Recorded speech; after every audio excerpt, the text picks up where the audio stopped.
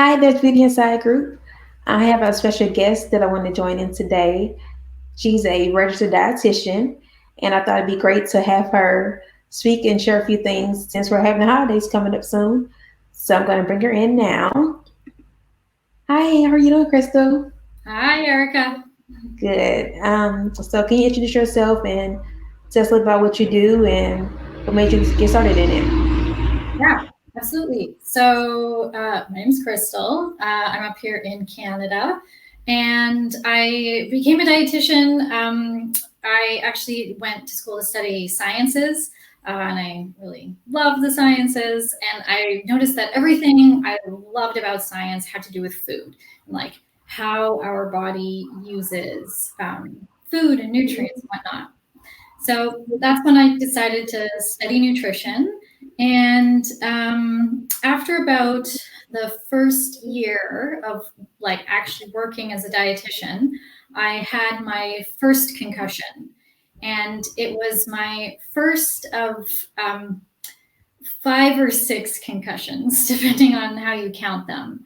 And so, yeah, that's how I kind of then got into this work, being in the community and having friends ask me questions about nutrition in the brain, and just seeing that um, there's not a whole lot of different perspectives out there in terms of nutrition and the brain and healing brain injury. So, bringing my personal experience and then my professional experience and combining it into something fun. That sounds so interesting. And it's funny how different things brings us into different things. Well, I don't even say different things, but it's funny how things work together. We don't expect to do something, but then all of a sudden it just appears. And so that's a wonderful thing. So what do you find rewarding about being a nutritionist? I think I have been someone who has always loved food. Hmm. So, one of the things I really love about working in nutrition is being able to take the science and maybe Hmm. like the complicated research and the really sciencey stuff, and then putting that into a story that we can all understand and that's Hmm. useful to us. Okay. Um, and really like being creative and making nutrition work for different people. Because yeah, we don't all have to eat the same, and nor That's should true. That's true. So what's the difference between nutritionist and dietitian? yeah, so that difference between nutritionist and dietitian is schooling and regulation. Okay. So there's different programs for each. Um, Hmm. and I guess the biggest thing in terms of, yeah, I guess the biggest noticeable thing is regulation. So, dietitians have to be licensed with, Hmm. here in Canada, it's my province. And for you guys in the US, they have to be licensed with the state, Okay. um, and then be followed in by a regulatory body, it's like a Okay. college, and they make sure you stay up to date and follow certain rules and stuff like that. Whereas nutritionists have a bit of a different schooling, and then they're self-regulated. So, Okay. yeah, that's kind of yeah, that's kind of the difference. But we're all aiming to help people out with food and feel good about food. So That's true.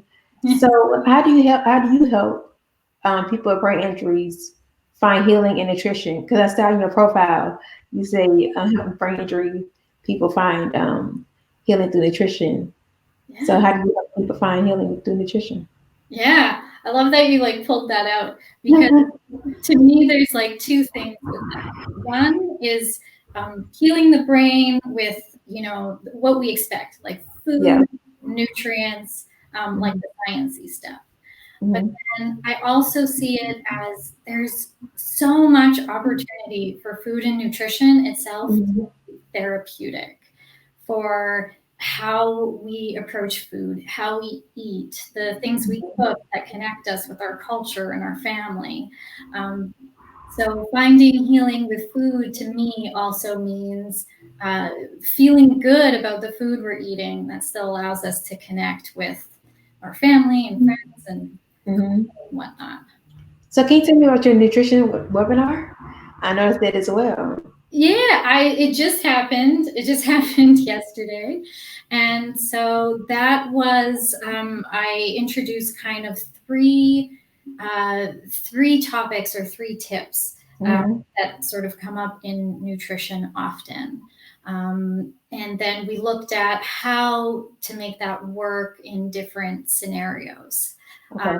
So yeah, so some of the common issues I hear, a lot of people post brain injury have gut issues. Mhm. And I myself, TMI, I don't know, but have some gut issues. So, but lots of people do. So, looking at, how can we start to address gut issues, as well as I also see a lot of people who have either been given like a long list of supplements, Mhm. here, take these supplements or do these diets or whatnot. And then that creates a lot of stress and conflict in the Yeah. person's life. A lot of pressure. What's that? A lot of pressure. Yeah, absolutely. Mhm. Absolutely. To which, the injury is enough pressure as it is. Yeah. Yes. So, yeah, we took a look at that. And then also looking at, I hear a lot of people who also have appetite issues. Mhm. They'll say, ever since my injury, I'm just not hungry anymore. Mhm. Or their appetite like really fluctuates. Changes. Mhm. So, Yeah, I don't think for me, I'm an eater. I'm going to eat what yeah. I'm going to eat. But I will say this: something I used to eat before, I don't really like anymore. And some stuff I like more, but I like a lot of new things. Like something new that I really never ate before. Um, I think. Well, I'm trying to. What did I eat before? Oh, blueberries. Ah, I've I've never ate blueberries before, like ever in my life, until like now. And I know they're good for your brain. So I'm like, oh yeah, to see them better, I'm going to really eat them. Like so, and they're actually pretty good. They remind me of grapes. So they're like little miniature grapes. So that's yeah. how I look at it. But they have a good, they're pretty good texture, Yeah. pretty good flavor. So Yeah. I love blueberries now. Yeah. It's my latest thing. Yeah. It's funny and even just like as you age and you get exposed to different Yeah. foods and whatnot, your tastes change. And I remember Mhm. as a kid, we always went strawberry picking. Okay. I loved going strawberry picking, but Mhm. I hated eating strawberries. I never ate any. My mom was, Strawberries. yeah, as a kid, I hated them. It was like the texture, the seed. Yeah. I don't know, but I loved picking them. And then it wasn't until my 20s that I started eating strawberries. And I was like, I've been missing out. Okay. Yeah. Yeah. That's so good. So there is the point your taste buds do change like ever so often. Well, we change like I think every 7 years or so. But I really, when I think about my food, while I like eating, I'm not such a bad eater. I eat pretty healthy for the most part. Like I love broccoli. I love pineapples. I love healthy things. So I'm like I love oatmeal. I love like granola bars and stuff like that. But it's like I'm not as bad eater as like I love I'll eat some chips every now and then. Don't get me wrong. I'm a chip eater. I'm a big midnight snacker. Um, Yeah. I am. So I just love, but I don't eat like as bad as I thought I did. Like I like salmon, and it's good for you. And Mhm. every now and then, yeah, I may slide a burger in there every now and then if I have a taste for it. But I'm not a bad eater like I thought I was. I thought I was so horrible, but I'm really not a bad of an eater. So, but I Well, know for some people it's not their story, but yeah, yeah. and I think what's really interesting is that we tend to categorize foods as like good or bad, and Mhm. and then we take that on personally. Like Yeah. you said, it's like, well, I'm not a bad eater. Yeah. People sometimes take that on to be like, well, if I'm a bad eater, I'm a bad person, and that's just not, that's just not true. That's just not true. Make you feel bad, but it doesn't make you a bad person necessarily. Yeah, yeah, and like, for the most part, when we do, because it's easy for us to think of foods as good or bad. It's Mhm. a much simpler way to look at it when really food is far more nuanced than Mhm. that.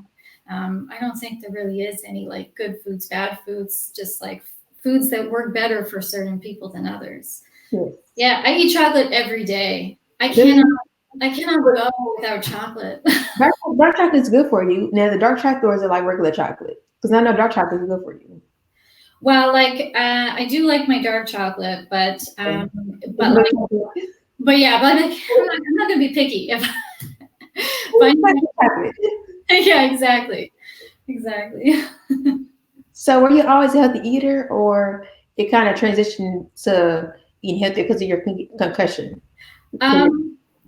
I think one just even like what is even a healthy eater? Yeah. You know, really, what is that? And I think that eating like salads and eating like more green vegetables and stuff like that, I consider that a healthy eater. People don't eat junk food as much. And I think that's kind of what what we see in kind of like images and on social media. It's like for some reason healthy eating and salad is synonymous. Meanwhile, a person could never eat a salad and still eat plenty healthy, right? But to me, yeah, like a healthy eater is or healthy eating is like not just eating like a variety of foods, but like foods that are maybe like local to your community, or like trying foods from different cultures that people might offer you, as well as just like actually really enjoying the process of cooking. That being said, when I was a kid, you can ask my mom, and she said I was the pickiest eater of all time, and I definitely was. I was super picky. I like picked apart all of my food. And so my mom finds it actually funny now that I'm a dietitian, and sometimes I'm helping out families and parents with their picky eaters. I was like, well, you should know. Yeah. So, with the holidays coming up, there's so much pressure to eat good. So what do you think is a good plan to have? For holiday like Thanksgiving, Christmas, New Year's, things like that. What do you think is should you have a plan of what you're going to eat, what you're not going to eat? How should you handle holiday eating? Yeah. So and we have our Canadian Thanksgiving is coming up. Is coming up this weekend, and I think going into the holidays. Hey, you said this weekend. Yeah, it's October. It's October 12th. Well, it's Monday. Yeah. Wow, that's so funny how Canada does it different. So we do it a whole month apart. Oh, I know. Yeah, it's so much earlier. Because ours like November, the fourth Thursday in November is ours in the United States. Huh. Yeah. Interesting. Yeah. I'm sorry, me cut you off. Go ahead. Yeah. Anyways, so yeah, our like Thanksgiving is coming up, and I know, for a lot of people, holiday eating, just thinking of it becomes stressful. And it's my opinion that, if you are someone like, who physically like can eat, then no matter if you had the perfect food, like let's say you had the perfect calculated food, which doesn't exist, but let's say it existed. Even if you had like the perfect calculated food or meal or whatever, your body still wouldn't be able to use that meal or use those nutrients as well if you're completely stressed about it. If you're at the table or at the meal very stressed, very anxious, then your body can't digest and utilize those nutrients in the same way. So I know in brain injury, there's a lot of things that can make holiday meals stressful. One of the main things of people I talk to and different clients have said to me that just going to a family dinner where there's a number of people there's lots of different people talking at the same time, maybe there's music, maybe there's like other stimulation, just being in that environment is very, very challenging. And so I've had some people say to me, oh, I just don't eat with my family anymore. I just don't eat socially anymore because it's just too hard.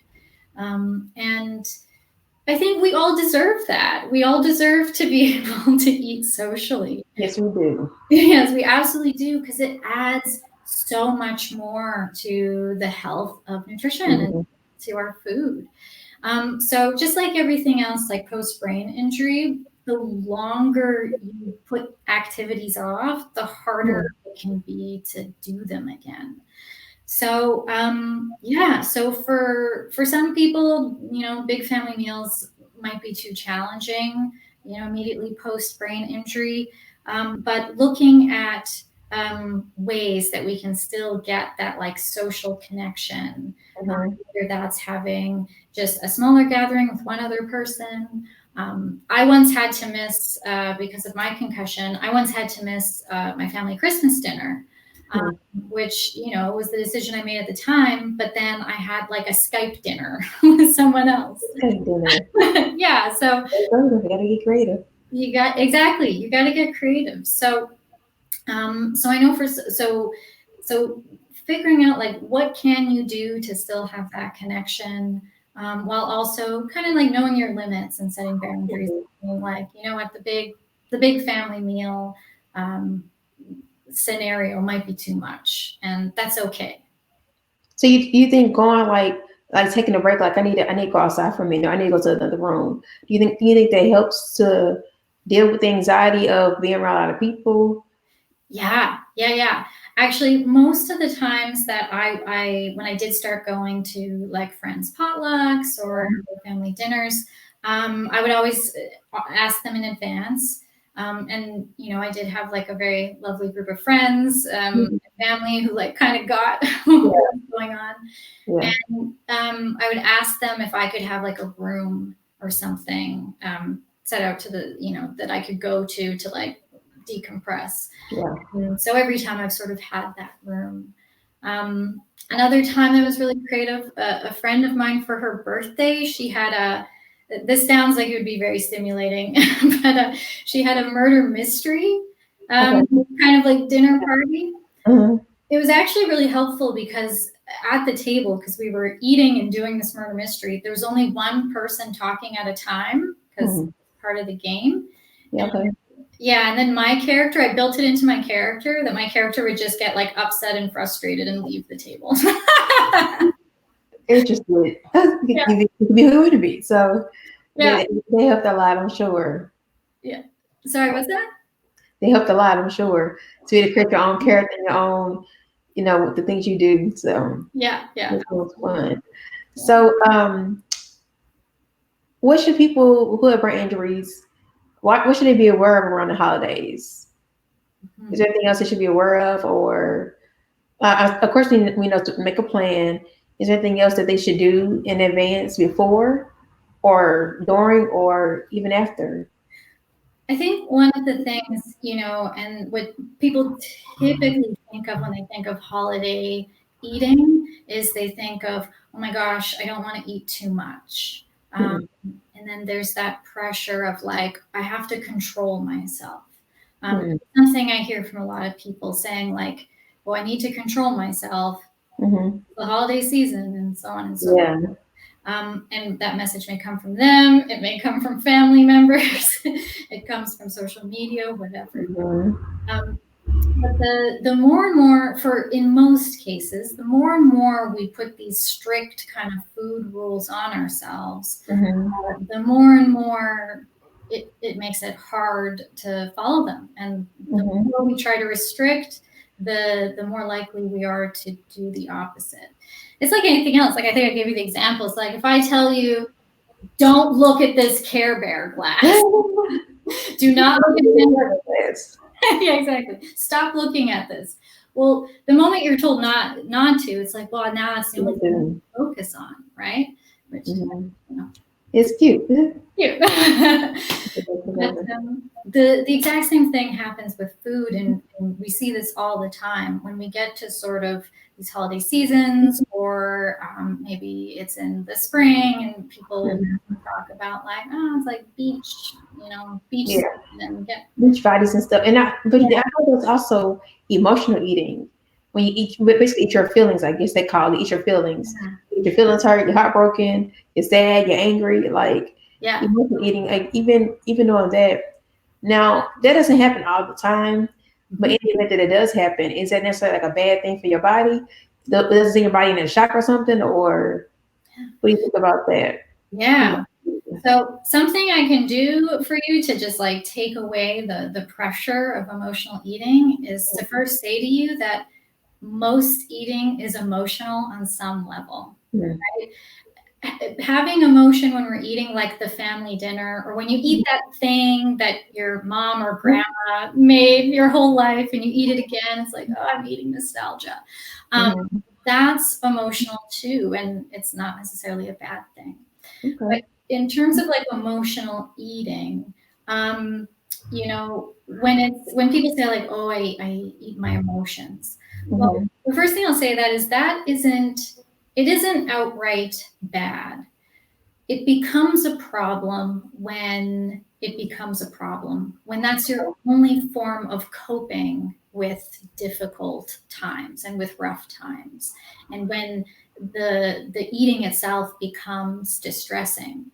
But we've all had those times, and hey, I can say it, where it's Yeah. like, stressful day, I'm eating a cookie. Yeah.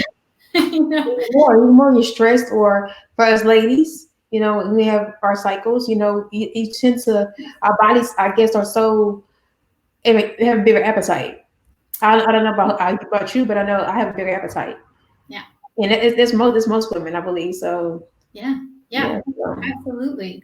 And unless the emotional eating is like super distressful, and if it's your Mhm. own coping mechanism, then yeah, we're going to want to work on other coping Yeah. mechanisms. But to go back to this idea of like trying to control and that leading to restricting, what most often happens is we try to restrict, we try to control, we make all these food Mhm. rules about I can only eat this much or Right. whatever. Calories, counting calories. Exactly. We restrict, and then our body's natural response to that, its evolutionary response, is when there is more food around, our body makes us eat more because it thinks that our period of restricting was maybe like a famine, and our body doesn't know when we're going to get food again. So it's like, oh, there's food around now. Let's eat as much as we can because we don't know when Right. food's going again. That makes sense. That makes sense. Yeah. Wow. And that's when we get into what some people refer to as like yo-yo dieting, right? Okay. Period of restriction. Mhm. And then, maybe people get praised for it, they get complimented, Yeah. they feel good, but then your body is trying to protect itself. Mhm. It's going to say, no, you need to eat more Yeah. to keep us going. So Just like with not dieting, you got to be careful how you diet, because Mhm. even that could be, a whole nother monster within itself. Yeah. Oh, absolutely. And what's really interesting too that people generally don't talk about, because diets are very popular. The Mhm. diet industry makes lots of money, so they're not gonna tell us that these things are not working. Mhm. But diets fail us most of the time, like upwards to 95% of the time, people say. And when we say fail, there are some actual serious consequences to it. Mhm. People can be like people who go through these cycles of dieting can be at higher risk for heart troubles, Mhm. be at higher Oh, yeah, be at higher risk for stress fractures, Mhm. and also, I mean, brain injury. Dieting affects the brain. Mhm. There's actual research showing that dieting affects working memory and cognitive performance. So going through these cycles of Wow. dieting, it hurts the body, and then it can hurt the brain as well. So like the title of this, Pressures of Holiday Eating, Yeah.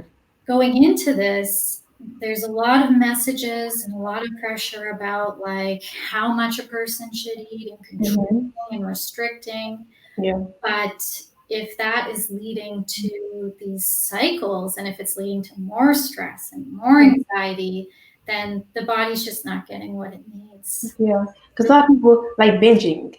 you binge for this amount of time, then you go down and just you don't eat. You barely eat a thing. You go from eating like a big feast and then to eating just a salad. So Yeah. are you saying that send your body into a shock when you eat a big, large meal, and now so you change the program and just eat the small? Well, it's not necessarily. I don't know. I don't know if it's like such a drastic shock from day to day. I can't actually say. Okay. I think the bigger focus is when we're going into holiday eating and meals. It's supposed to be something that's pleasurable. It's fun, yeah. Right? Totally. And so there are ways to honor yourself and honor your body and kind of listen to your body to be able to say, to be able to make the choice. Because I've definitely made the choice to like eat way too much and be uncomfortable. Like I've had those moments. We all have overstuffed ourselves. Oh yeah. Yeah, absolutely. And like that, that isn't gonna break the bank for us. That's not gonna ruin us, right? Those like one-off times that it happened. Yeah. But when it's kind of your choice of like, you know what, like I only get to see my parents a couple of times a year, and I only get my mom's pie like a couple of times a year. This is when this is happening. But otherwise, it's also perfectly okay to go into a meal and be like, instead of restricting and thinking of like a quantity or a limit or whatnot, to be like, well, I want to be comfortable. I want to feel good at this meal. So if I listen to my body in terms of its cues for telling me how hungry I am and how full I am, and if I can sit and enjoy this meal and just eat until I'm comfortably full, then great. Then I'll feel comfortable. Then I'll feel good at this meal. If you decide to go for that like X piece of pie, go for it. then go for it. So are there other tips you have to offer for holiday eating or? Yeah. I don't know. How about you? Is there anything on your end that you're wondering about? I'm gonna eat. I'm gonna eat what I want to eat. But like I said, I'm not a bad eater.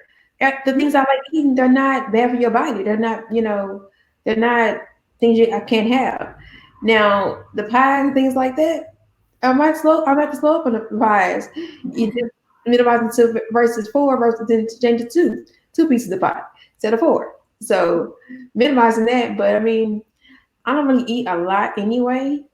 But the stuff I like to eat is healthy for you. So I don't really have that problem, but I know other people do. So I just I would say definitely have a plan to stick to it. And, and when I say plan, I mean like how many places you're gonna eat. And it's okay if you want to have more than one, get a to-go plate. Eat it later on, tomorrow, next day. But to me personally, leftovers tastes better the day after. Yes, it's so true. Everyone loves leftovers. I love leftovers. Some people can eat it. Some people will not eat leftovers. I'm like, how can you not eat leftovers? Like, what's wrong? But they can eat it, and I'm just like, I eat it for you. Then, like, I don't understand it, but food. I guess it has time to marinate. It does. Well, I think, in terms of like you were saying, in terms of planning, I think with brain injury and disability, there is a lot of planning that goes into getting to different places and the activities that are done. And, with brain injury, it comes down again to, kind of pacing, knowing your energy, how much energy you have. Like you were saying, like how many places are you going out to eat? Well, part of that is just your brain injury. You maybe can only have so much energy for maybe. There was, sometimes when I went to friends' houses for potlucks or dinners or stuff, I would make sure to go at the beginning because I knew everyone else would be late. So then that way I would be there when people would be like trickling in. It wouldn't be so loud. It wouldn't be so like stimulating. Yeah. And, you know, and then I got tired and I would leave before everything was super, super boisterous. So that was one way to make it comfortable for me.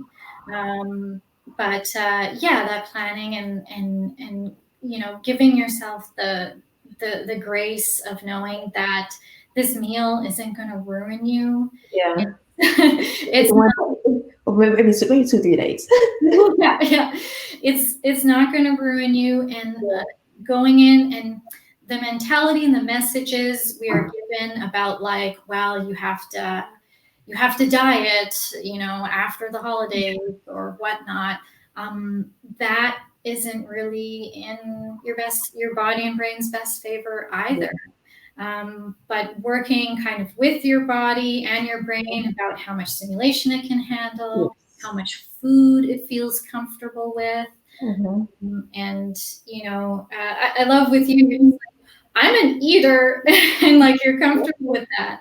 Oh, yeah. Yeah. Whereas, you know, other people might feel like they have to defend their food choices to others, which is maybe a whole other conversation. Yeah. I know a lot of times also I would see some food and I'm like, I want everything, but I can't eat it all. And I'm like, I want it so bad, but like I just can't handle it all. Yeah. I just get a sample each thing that I like or look looks appetizing, and I try it. But I love food. I'm a foodie. I love Thanksgiving. It's one of my favorite holidays. My favorite food is dressing. I was just about to ask what is your food. Oh, I love dressing. Dressing is everything to me. Like I love dressing. And sorry, when you say dressing, what are you referring to? Stuffing. You call it stuffing? Stuffing. Yeah. Okay. Stuffing. We call it dressing. Okay. So I call it dressing. Dressing is. I just love it. It's just. Oh yeah. It's so amazing to me. It's just. I like the thickness of it, I guess. Yeah. Yeah. Yeah. Oh, I love it too. So every time I've because it's just, you know, it was just me or just like me and my partner here. It's like we don't make like a giant turkey or anything. So, but when I do like go home to when my parents cook, I'm just like, oh my gosh, where's the stuffing? That's delicious. Is that your favorite as well? I think the stuffing is, and then particularly with Thanksgiving, I'm a big fan of pumpkin pie, and I've rarely this year I'm going to make it, so I'm excited. But I just found out my partner doesn't like pumpkin. And he didn't tell me before we started dating. Deal breaker. Broke my heart. I was like, what? How can you not like? Anyways, but he likes other pies, so it's okay. So I'm gonna play a game called This or That. Yeah. All right. Okay. So you pick one or the other. Okay. So would you prefer broccoli or asparagus? Oh gosh, I love asparagus, specifically with mushrooms, and I don't care if it makes my pee smell funny. You're going with asparagus. I'm going with asparagus. Okay. Would you rather run or walk? Would I rather run or walk? Uh-huh. I am gonna go with walk. Okay. Specifically, funny story. I'm not that big of a runner. Every now and again, I get these spurts where I like really enjoy it, really like it, but it's short. And in high school, I was part of the cross country team. Really? I always finished last. Like there was one time I didn't, and I had a couple of friends on the team, which is what made it fun and is why I stayed. But I honestly started because I liked a guy on the team.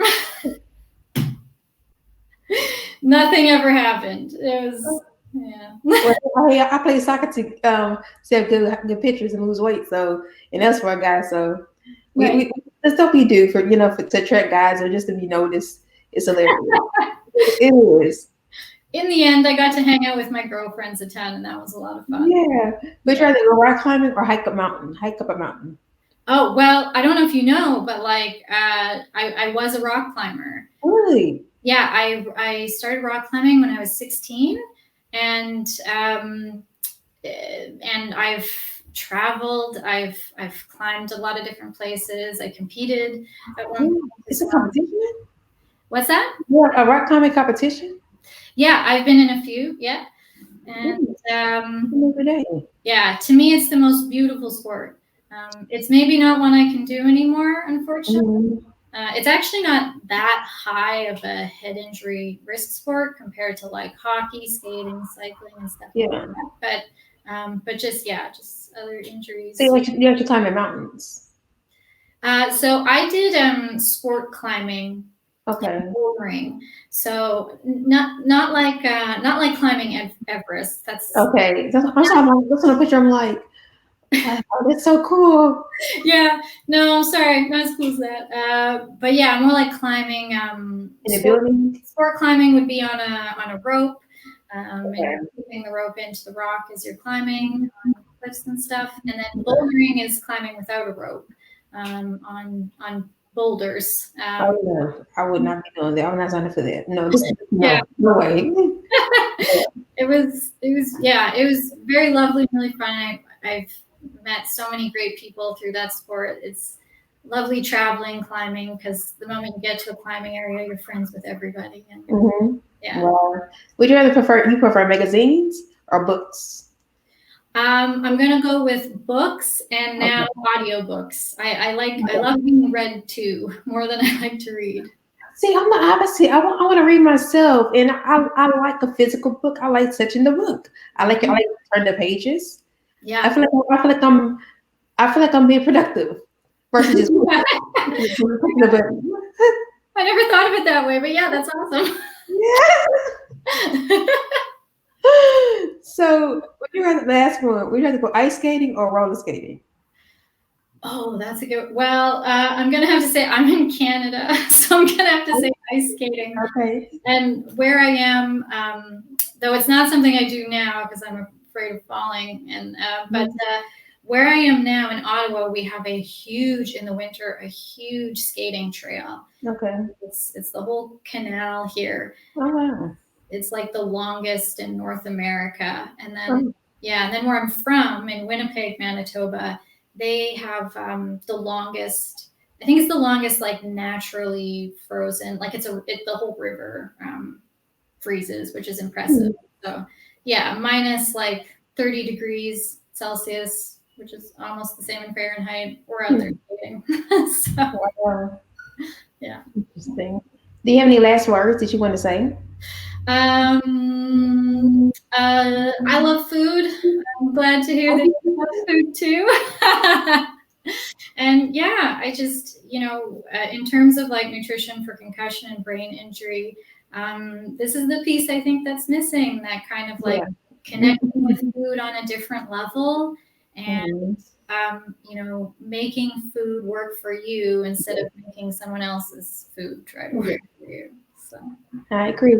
So last thing, tell everyone how to find you and stay connected with you through social media. So on Facebook and on Instagram, my handles are at brain.mind.nutrition. Okay. I'll have that in the description of our video. Well, I thank you for your time, Crystal, and this was such a fun interview. Yeah. And you have a good day. Enjoy your holiday. Yeah, you as well in a month. Thank you. Thank you.